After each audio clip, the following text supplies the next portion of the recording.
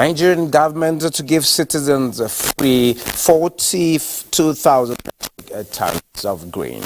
And CBN makes first major market intervention in 5 months, sells $86 million worth of forex. Oil prices extend losses on U.S. inventory shock, demand concerns, and Japan and Singapore miss GDP expectations as Asian markets rebound after Wednesday's sell-off. And on the program, we will be taking a look at the federal government's intervention on food security and what it means for agriculture and food commodity in Nigeria, as well as the issues of inflation. The program is Business Express, reaching you from Abuja, Nigeria's capital. I am Benny Adams, your guide.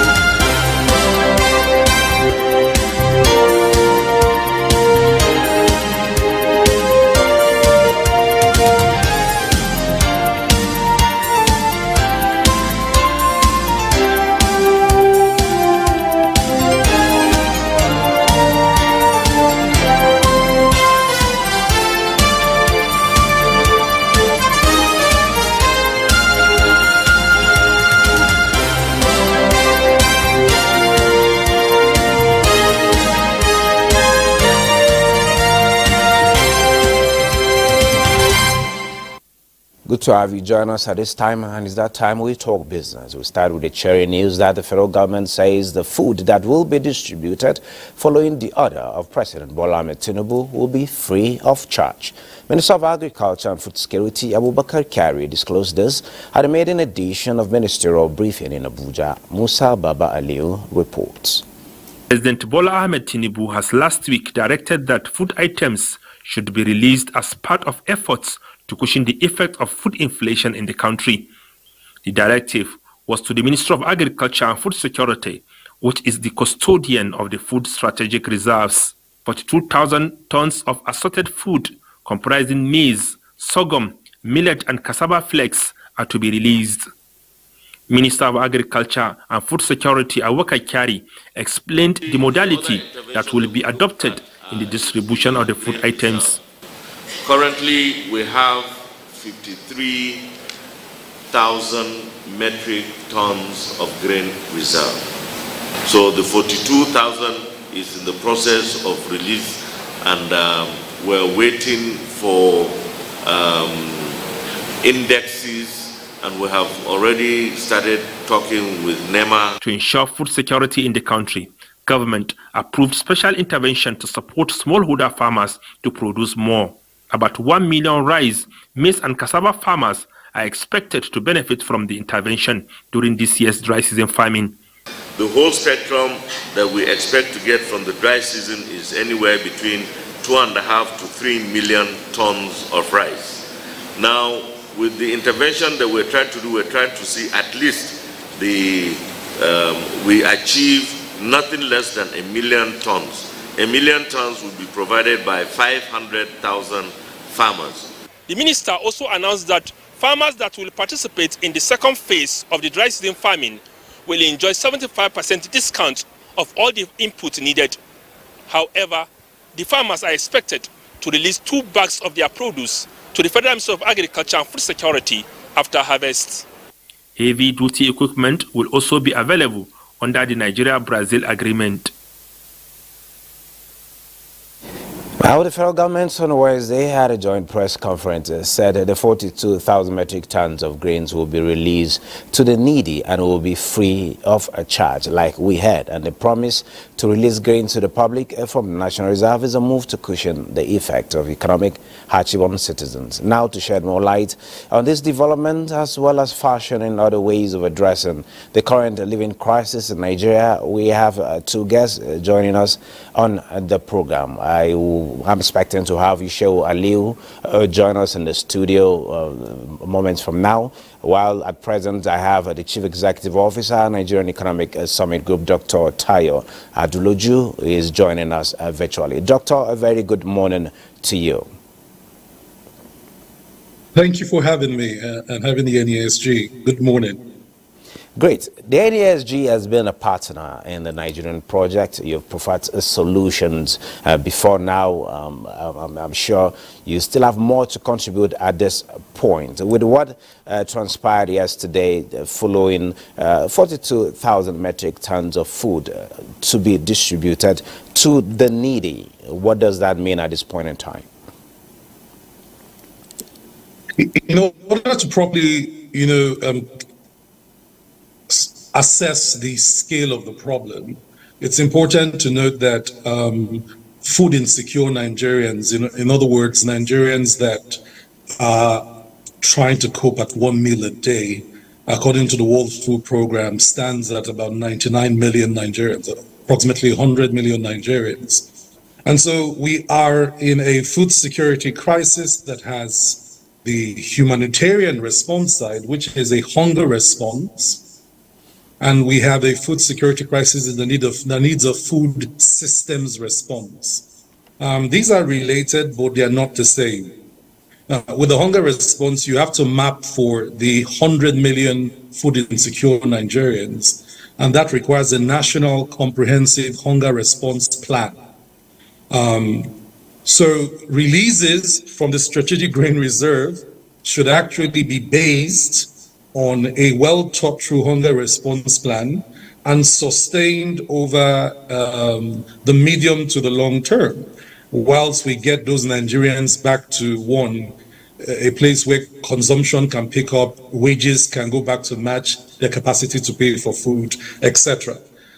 So unfortunately, whilst this is a great start, it will not solve the problem. It will alleviate in some, maybe especially if this is targeted at the highest top 10% of the most vulnerable, it will be very useful. So targeting of food response is more critical than the announcement of food response itself. So I think that's something that's important to stress. Now, let's presume that we can identify the 100 million food insecure Nigerians. We can target them properly in terms of knowing where they are. We can reach them in terms of effective transmission, of food, either cooked or raw, as the case may be, because sometimes these groups of people are so poor that if you gave them raw food, they will sell the raw food to buy cooked food because they can't afford fuel. This was our experience during COVID. And the way to solve for it is, like I said, a strategic hunger response plan for the country. That's one. But that does not solve your food systems problem. Your food systems problem responds to a comprehensive approach to both production, distribution, and to market or to consumption. Nigeria faces a set of unique problems that drive food inflation. First is land security. So if you broke down food security as a problem, land security is your first problem. Of the accessible, cultivated or cultivatable land in Nigeria, about 35–40% in 2023 was not available because of insecurity. Now, that's something that you have to solve for, but that's a security problem. Because farmers will not go and lose their lives to farm. They will go where they can come back alive. So you must solve for land security. Then, when you solve for land security, you must then solve for soil security. 89% of Nigerian land needs fertilization to be able to deliver high yield. The average, based on FAO, Ministry of Agriculture, is that you need about 100 kilograms of fertilizer per hectare to be able to cultivate high yield crops. Again, you must solve for fertilizer access. The government did some intervention to support 500,000 hectares. That's an important step, but of course is short of cultivatable land, let's say we were only doing 35 million hectares of land a year, or even we're doing 10 million hectares of land a year, which is short of what we really do, that will still be a big gap in supply of fertilizer. And without fertilization, of course, you're already dealing with low productivity crops. The third part of food security is seed security, which is, it's not just getting our farmers to have seed, but to have access to high-yield seed. Currently, the penetration of high-yield seeds is very low, hovers around 3–4% of smallholder farmers accessing high-yield seeds. This means even when we put our farmers to work, our capacity to get them to be profitable per hectare is radically reduced by the access to these high-yield seeds. This requires a seed intervention. We've expanded the number of certified varieties to high-yield production in key strategic crops over the last few years, but we do not have enough nurseries today in Nigeria to grow, to allow them scale in terms of supply. So supply of seed security becomes an important component. And then, of course, we go to water security, which, as you know, has become a big problem in many of our agroecological regions in Nigeria. Okay, Doctor, may I hold your thoughts? May I hold your thoughts at this point? I have Ushewu to make his own contribution in this light. Ushewu, you're welcome to the program.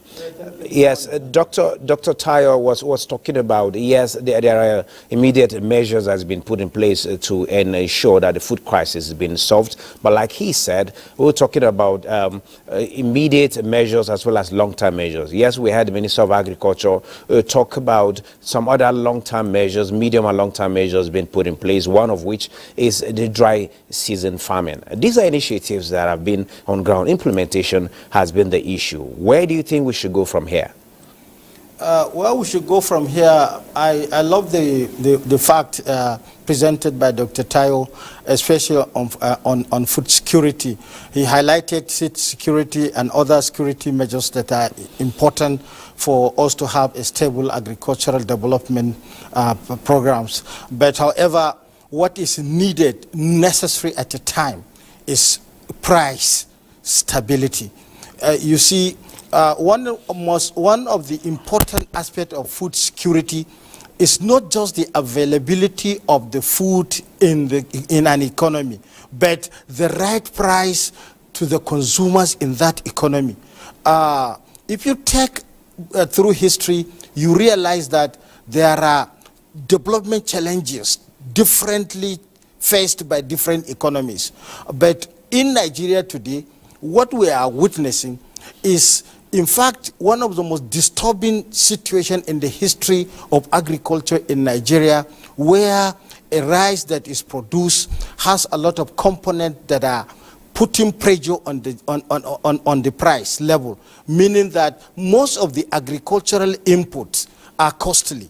And they are costly, and there is no way farmers can have enough resources to go back to production. And if they don't have enough resources to go back to production, definitely the end result is going to be multiplying all these challenges and then coming back to the same price. And in the medium term, there are things that are necessary. You see, there must be security as highlighted. If you don't have a secured environment, you don't have any chance of making right production in an economy, especially challenging economy with a very large size of population. The second aspect is now the other component that are essential in helping the price to be stable. The middlemen in an economy of this nature, you can see, you can deduct from what has been transpiring in certain production zones, especially in the northern part, especially northwestern part of Nigeria. You see large stock of food being stored by people who are manipulating the gains in that form, and it is not good. So what I think is immediate is to maintain price stability. That is the first thing. The second thing also is to check supply bottlenecks. These supply bottlenecks is not only from the stores. It's not only from the stores at the cities. We should go to the production zones. Probably these bandits are also taking control of most of the production in many communities. Okay. Yeah. Okay, Dr. Tayo, Yushewu is agreeing with you on the fact that insecurity has contributed to where we are today, issues of insufficiency in terms of production of food. But you also mentioned the issue of price stability. Now, how will price stability play in this whole mix? It's not supposed to be issues of demand and supply to check the prices. Well, I think there are two things with price stability, and honestly, the truth about the matter is that if you regulate price when the accelerators of inflation have not been checked, we will create a system where there's a disincentive to invest in primary production and post-primary production processing and the logistics. So you must tackle four things at once, not one by one. First, you must tackle the investment in primary production. And I think what has been alluded to already between I and my colleague is that you have now the lack of the smallholder farmers' lack of ability to purchase inputs. So that's an intervention area right there. But you also have a country where post-harvest losses are 60%, right? So it's not just what we produce, is our capacity to absorb the full capacity of what we are producing in agriculture and food. That goes to the size of the warehouse and storage systems in Nigeria. And it goes to bankable warehouses and storage facilities. The truth is, if today all the food in Nigeria produced were to be sent to our strategic reserves, we do not have installed capacity for them today. So we need to tackle post-production risks, okay, as a key part of price stability. Now, the government has announced this National Commodity Board's policy that has become a big debate in the public space. We tried national commodity boards for 25 years. The key problems when we tried it historically was that it needed liquidity. The liquidity came from government balance sheets. Most of the commodity boards became headed by political actors. It became a bit politicized. So liquidity did not translate into profitability. At the end, we squeezed smallholder farmers to the point where price regulation killed smallholder farmer businesses and value chains. That's our history of national commodity boards. Where the world has gone, Ethiopia, many of the agro-economic zones in Africa, is that they moved to commodity exchanges. And what you do with commodity exchanges is that you create a regulated warehouse system, national warehouse system. What is in each of these warehouses becomes visible as stock within the exchange or the commodity exchanges. So we know how much grain, wheat, etc. is available in the country and which warehouse segments of the warehouse system they are sitting in. These warehouse owners can go to the bank and get warehouse receipts, which are bankable financial instruments that allow them to restock the warehouses as consumers and industrial consumers buy out into the open market and industrial gate. This is the key to price stability. And so what you do is that you use financial instruments to regulate price stability. That's where most of the countries that started with commodity boards in Africa have gone. And there are many wonderful examples. Ethiopia is one of the best examples. I think when we were even doing the food systems study for Nigeria 2 years ago, we had members of the federal government visit the Ethiopian system. So we already in Africa know how this works, okay? If you want to manage price stability, you must manage for the factors of production first. The cost of the factors of production add up to the final cost. Now, of course, once you're dealing with limited supply and high demand, it drives the prices up, which is the Nigerian situation. If you remember last year, when we spoke on this show, I was signaling last year that we were entering a food security crisis because of the rate of cultivation. This was January 2023.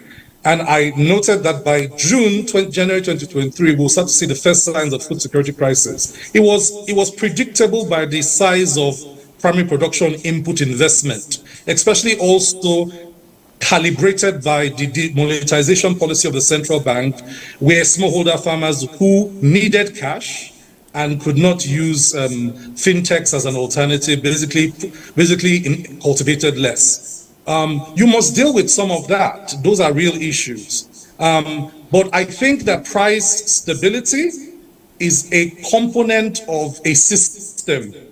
That system has a demand and supply part, but there are costs of factor of production that we must support and intervene in. And then there are costs of input and inventory we must also intervene in. If you think about most manufacturers, since last year, their balance sheets have shrunk. Now, imagine a manufacturer wanting to buy out of primary production centers. We also have to think of how to refinance the buyer's books so that there's the incentive, okay, to buy out of the production center into manufacturing, into the open markets. So we need an integrated strategy. Whether we go with these commodity boards or not, we should remember why it failed in the past. And our advocacy is we should migrate to commodity exchanges that are bankable, that allows for the supply of cash to buy out of the production centers. This then combats your hoarders, because your hoarders don't have an incentive to hoard. They have an incentive to sell and then go back again. Okay, Dr. Tayo, Aliu, you've had the submissions of Dr. Tayo. In aggregating some of those submissions, he is advocating for commodity exchanges rather than the commodity boards that has been planned at this particular point in time. And also, if we look backwards, we discover that there's been a lot of interventions in the agri-subsector. Uncle Boros is one we keep making reference to. While a lot of farmers benefited from that project, yes, gains were made, there were some sort of losses, but the gains were much more. Now, learning from what has happened in the past and where we are today, where do you think we should go from here, Mr. Aliu? Before I made my submission, I would like to add to what Dr. Tayo's submission as in respect to price stability. One component that has been silent for a very long time is that government did not intervene generally to the paddy producers and at the same time the millers in the case of rice. What we discovered is that there is a lot of collaboration, or I would say a lot of abnormal decisions made by two different components in the industry, agri-industry. That is the millers, in the case of rice millers, and those people that are marketing the product. So they were all trying to struggle for market gains. They made a survey on what the price is. That is, those who are milling in the factory, they are studying the market prices. And in studying the market prices, they are looking at the abnormal gains made by the traders. And in competition to that escalated so much to the price instability in the economy. So there is need for government to carefully give off a markup price for all that are in the stable in the production zone and also then in the marketing zone. But what I think we should do for this nation is just to try as much as possible to modernize the agricultural production in Nigeria. If we fail to modernize the agricultural sector, no matter the intervention, no matter the accessibility, no matter the exchange commodity plans that we have for the economy, is not going to be advancing forward. The doctor has raised a case of the Ethiopian case in terms of commodity marketing, exchange. But in the case of Nigeria, Nigeria has more capacity. It has also more diversity. So in my own opinion, there must be a stable agricultural policy checking all these special economic zones. In the special economic zones, there are scales that must be that must be checked. The scale that must be checked is that what is the scale of production? Remember that when we are highlighting some of the problems that we are facing in terms of our agricultural production, we don't normally consider the vagaries of weather. That is the disaster that is attached to the loss that we are making. Flooding in the year 2000, flooding took away over 40% of what has been produced in terms of rice production. That was in Kebbi State. In Kebbi State. So if flooding is taking away our production, it's not only taking the production, but it's also taking all the investment. And if that is not compensated, and if that is not also be reconsidered, we are going to continue to have challenges in terms of our food production, which in turns clearly bring about instability in our production. Ishew Aliu and Dr. Tayo, I see we have a lot to still contribute to this. I propose we continue this conversation tomorrow in our next edition. I want to say a very big thank you for your contribution at this point in time, where we'll look forward to more contributions in our next edition. Thank you very much. Thank you. Now, let's head to the global market, where Boserable is standing by to give us update of how the market is opening this morning. Are we on a positives or we're going down a negative? Bosere, give us an update. All right, Benny, actually this morning the market seemed a bit mixed. Well, investors are optimistic that it's going to be stabilized, you know, as the day proceeds. Now, European markets are set to open higher Thursday as investors access UK's growth figures for the fourth quarter and monitor the flow of corporate earnings. DAX and CAC are unchanged for now, while FTSE rose 0.75% at 7,568.40. Asian market rebounded after mostly falling on Wednesday, while Japan entered a technical recession as its GDP contracted for a second straight quarter. The Nikkei topped 1.21% at 38,157.94. The Shanghai Composite also rose 1.28%, and the Hang Seng Index followed suit at 0.57% across 15,968.29. Stock futures in the U.S. were little change on Thursday morning as Wall Street looked to build on a modest rebound with key economic data on deck. Futures tied to the Dow Jones Industrial Average, its 151-point high. The S&P 500 0.96%, and Nasdaq Composite is at 1.30%. Most African markets are losing previous gains made during the last trading session, with South Africa's JSE Africa Top 40 and Namibia's overall index setting the pace for trading this morning. That's the global market review, and back to you, Benny.